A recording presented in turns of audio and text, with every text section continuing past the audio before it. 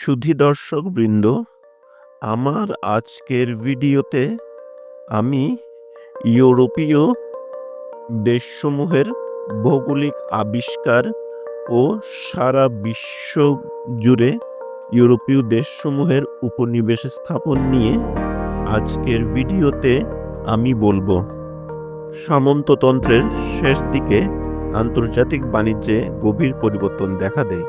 15 শতকের আগে আন্তর্জাতিক বাণিজ্যর প্রধান রাস্তা ছিল ভূমধ্যসাগর। ভূমধ্যসাগরে তখন ইতালীয় বণিকদের প্রাধান্য, কিন্তু 14 শতকের মধ্যভাগে কনস্টান্টিনোপল এবং কৃষ্ণসাগর এলাকা তুর্কিরা দখল করে। তখন হতে ইতালীয় বাণিজ্যের অবনতি হয়।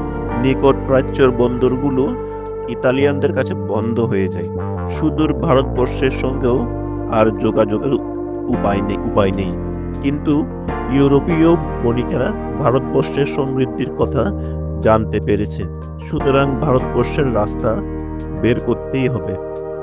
সে সময়ে কোনো পর্যটকের ধারণা জন্মেছিল আটলান্টিকের অপরদিকে নিশ্চয়ই কোনো না কোনো দেশ আছে। অনেকেই মনে করত আটলান্টিক ধরে পশ্চিম দিকে অগ্রসর হলে নিশ্চয়ই ভারতের উপকূলে পৌঁছানো সম্ভব হবে। ইতালীয় জ্যোতির্বিদ পেওলো টসক্যানেল্লি প্রথম অনুমান করেন যে পৃথিবী নিশ্চয়ই গোলাকার। তিনি পৃথিবীর একটি মানচিত্র আঁকেন।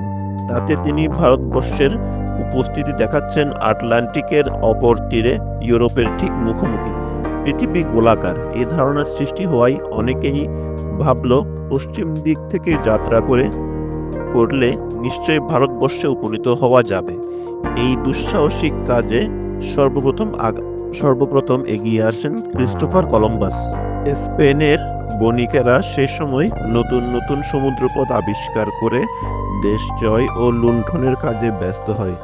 ধর্ম যাজকেরা বলতো পৃথিবী গোলাকার নয়, কেননা বাইবেলে বর্ণিত আছে যে পৃথিবী চ্যাপ্টা। কিন্তু বণিকেরা তাহা উপেক্ষা করে ইতালির নাবিক কলম্বাসকে তার দুঃসাহসিক কাজে উৎসাহ দেয়।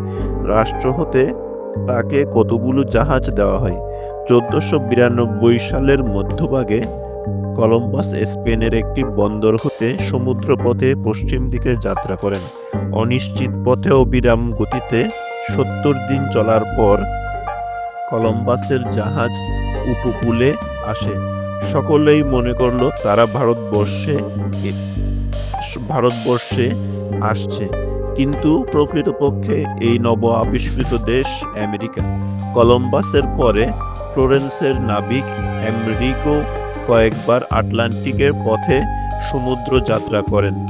আটলান্টিকের অপর তীরে এই দেশটির আমেরিকা নাম হয় আমেরিকোর নাম অনুসারে।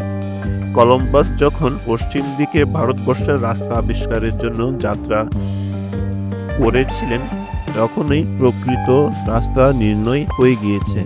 পশ্চিম দিকে নয়, আফ্রিকার উপকূল ধরে দক্ষিণ দিকে ভারতবর্ষের রাস্তা। পর্তুগিজেরা দক্ষিণ অভিমুখে সমুদ্রপথে 15 শতকের প্রথম থেকে যাত্রা আরম্ভ করেছিল। ভারতের রাস্তা আবিষ্কার করা যাবে শুধু এই আশায় তারা বের হয়নি। পর্তুগিজদের প্রধান উদ্দেশ্য ছিল আফ্রিকার অধিবাসীদের দাসে পরিণত করা। আফ্রিকার সোনা অপহরণ ও ধন লুণ্ঠনের দিকেই পর্তুগিজদের লোভ ছিল। প্রতি বছরই তারা একটু করে দক্ষিণ দিকে অগ্রসর হয়। অবশেষে 1486 সালে বার্থিমোলিও ডিয়াস উত্তমাশা অন্তরীপে উপনীত হন। ভারতবর্ষ পৌঁছাতে এখন মাত্র ভারত মহাসাগর অতিক্রম করলেই হয়। 10 বছর পরে 1497 সালে পর্তুগালের রাজধানী লিসবন থেকে ভাস্কো ডা গামার নেতৃত্বে একটি বৃহত্তর অভিযান বের হয়। উত্তমাশা অন্তরীপে পৌঁছে ভাস্কো ডা গামার জাহাজ আফ্রিকার পূর্ব উপকূল ধরে উত্তর দিকে অগ্রসর হয়। জাহাজ অবশেষে আরব বন্দরে এসে ঠেকে। আরব বণিকেরা ভারত মহাসাগরে পর্তুগিজদের আবির্ভাব ভালোভাবে নিতে পারে নাই। তাদের একচেটিয়া বাণিজ্যর ভাবী প্রতিদ্বন্দ্বী মনে করে শত্রুতা করতে থাকে। যাই হোক, একজন অভিজ্ঞ আরব নাবিকের সহায়তায় ভাস্কো ডা গামা ও তার সাথীরা মালাবার উপকূলে পৌঁছেন। আমেরিকা আবিষ্কারের কিছুদিন পরই পৃথিবী পরিভ্রমণের জন্য সমুদ্র যাত্রায় বের হন পর্তুগিজ নাবিক ম্যাগেলান। স্পেন গভর্নমেন্ট তাকে এশিয়ার দেশগুলোর সহজ রাস্তা আবিষ্কার করতে এবং নতুন দেশ জয় করতে পাঠায়। ম্যাগেলান দক্ষিণ পশ্চিম অভিমুখে অগ্রসর হয়ে আটলান্টিক মহাসাগর অতিক্রম করেন এবং যে জায়গায় আটলান্টিক মহাসাগর ও প্রশান্ত মহাসাগর মিলিত হয়েছে সেখানে পৌঁছেন। তিনি প্রশান্ত মহাসাগর অতিক্রম করেন এবং মহাসাগরের দক্ষিণ পশ্চিমের দ্বীপগুলো অধিকার করতে গিয়ে নিহত হন। তার সাথীরা ভারতবর্ষের পথে না গিয়ে সোজা আফ্রিকার তীরে উপস্থিত হন। 3 বছরে প্রথমবারের পৃথিবী পরিভ্রমণ শেষ হয়। সমুদ্রযাত্রার উদ্দেশ্য ছিল দেশ জয় ও লুণ্ঠন। বিজেতারা আধা দৃশ্য ইউরোপের বণিক গভর্নমেন্টগুলো এদের উৎসাহিত করত। স্পেনে এই দৃশ্য দলের নাম ছিল কুঙ্গুস্টেটর বা বিজয়ী কোর্টেজ।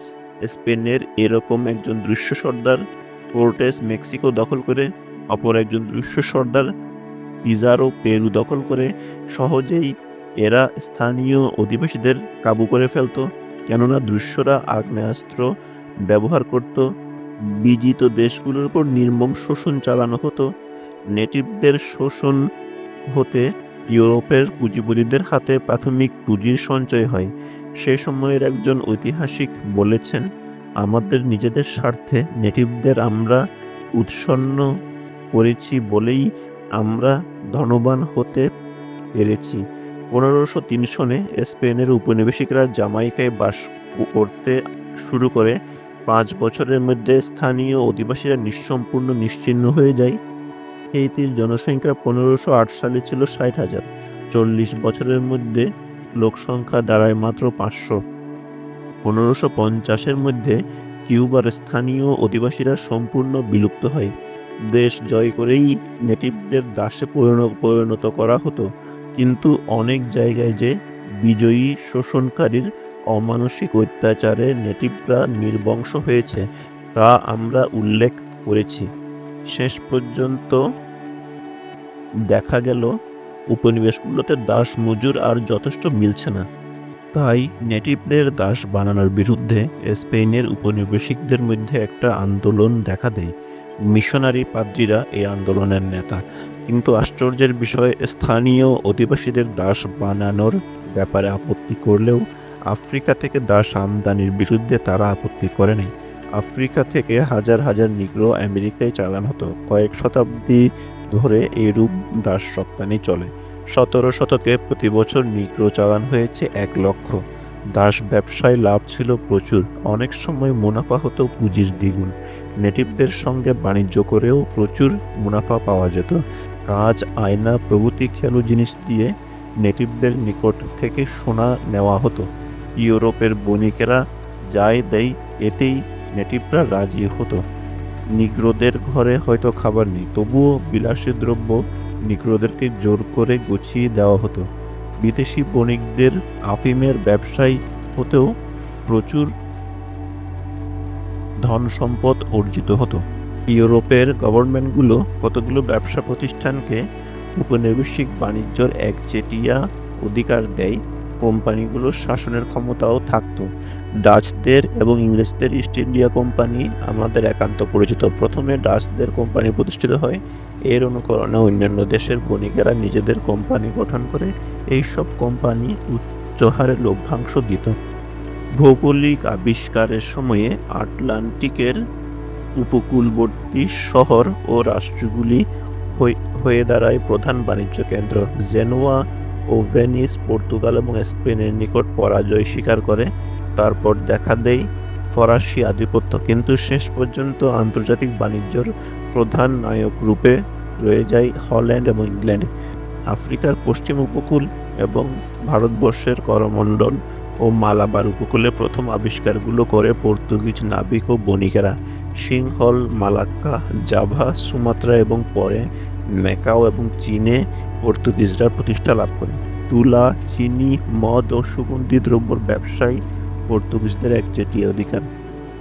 ইউরোপ ও ভারতের মধ্যে বাণিজ্যের এখন প্রধান কেন্দ্র পর্তুগালের রাজধানী লিসবন। ভারত সাগরে আরবদের ব্যবসা বিনষ্ট হয়। পর্তুগিজ বণিকদের তখন পুরো কর্তৃত্ব। স্থানীয় রাজাদের সঙ্গে বাণিজ্য সন্ধি করে পর্তুগিজেরা একচেটিয়া ব্যবসার অধিকার লাভ করে। পর্তুগিজেরা যখন ভারতবর্ষে ব্যবসায় সুপ্রতিষ্ঠিত হয়েছে, স্পেনের বণিকরা তখন আমেরিকায় নতুন নতুন দেশ জয় করতে ব্যস্ত। আমেরিকার সোনা ও রূপার দিকেই স্পেনের প্রধান আকর্ষণ। কোনো দেশ উর্বর করলেও সোনা রূপা না থাকলে সে দেশে তারা যেত না। কিন্তু 16 শতকের শেষ দিক হতে পর্তুগাল ও স্পেনের বণিকদের একচেটিয়া অধিকার ক্ষুণ্ণ হতে থাকে। হল্যান্ড, ফ্রান্স ও ইংল্যান্ডের প্রতিযোগিতায় স্পেন ও পর্তুগাল হটে যায়।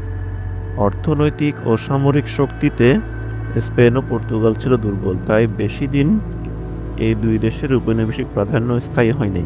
ভারতবর্ষে পর্তুগিজদের স্থান গ্রহণ করে ওলন্দাজেরা, কিন্তু 17 শতকের প্রথম দিকেই এদের প্রতিষ্ঠা ক্ষুণ্ণ হয়। ইংরেজ ও ফরাসি বণিকদের প্রতিদ্বন্দ্বিতায় জয়লাভ করে ইংরেজ বণিক আমেরিকায় ও স্পেনের উপনিবেশ বেশি দিন স্থায়ী হয়নি। শেষ পর্যন্ত দেখা গেল যারা প্রথম উপনিবেশ করে তারা টিকতে সক্ষম হয়নি। তাদের স্থান গ্রহণ করে ওলন্দাজ, ইংরেজ ও ফরাসি বণিক। ইউরোপের বণিকেরা উপনিবেশ হস্তগত করায় আন্তর্জাতিক বাণিজ্য বৃদ্ধি পায়। পূর্বে আর কোনো সময় বাণিজ্যের এত প্রসার হয়নি। বাণিজ্যের প্রসারের সঙ্গে সঙ্গে বিরাট আকারে মুদ্রার প্রচলন হয়। আমেরিকা এবং ভারতবর্ষ হতে ইউরোপে সোনা ও রূপার আমদানি হয় প্রচুর। আমেরিকায় স্পেনের বণিকরা খনি থেকে সোনা সংগ্রহ করত না। স্থানীয় অধিবাসীদের নিকট যে মজুদ সোনা থাকত তাই অপহরণ করত। প্রচুর পরিমাণে সোনা ও রূপার আমদানি হওয়ায় ইউরোপের দেশগুলোতে সকল জিনিসের দাম বৃদ্ধি পায়। ফলে সোনা ও রূপার মূল্য হ্রাস পায়। খাদ্যশস্যর দামই বাড়ে সকলের চেয়ে বেশি, শতকরা 200 পর্যন্ত মূল্য বৃদ্ধি পায়। কিন্তু শ্রমিকের মজুরি বাড়ে মাত্র শতকরা 50%। পূর্বে মজুরি 1 শিলিংয়ে 5 পাউন্ড গম কিনত, এখন 1 শিলিংয়ে 2 পাউন্ড গম কেনা সম্ভব হতো। ইউরোপে সেই সময়ে অনেকগুলি বড় বড় শিল্প ও ব্যবসা প্রতিষ্ঠান এবং ব্যাংক গড়ে ওঠে। জার্মানির ফুগারদের প্রতিষ্ঠান ইতিহাস প্রসিদ্ধ। ফুগার যে শুধু ব্যাংকিং ও ব্যবসা করিত তা নয়, এদের শিল্প প্রতিষ্ঠানও ছিল নানা রকমের। ইউরোপে এদের অধীনেই সবচেয়ে বেশি খনি। ইউরোপে অনেক গভর্নমেন্টকেই এরা টাকা ধার দেয়। উপনিবেশিক বাণিজ্যেও এদের যথেষ্ট টাকা খাটত।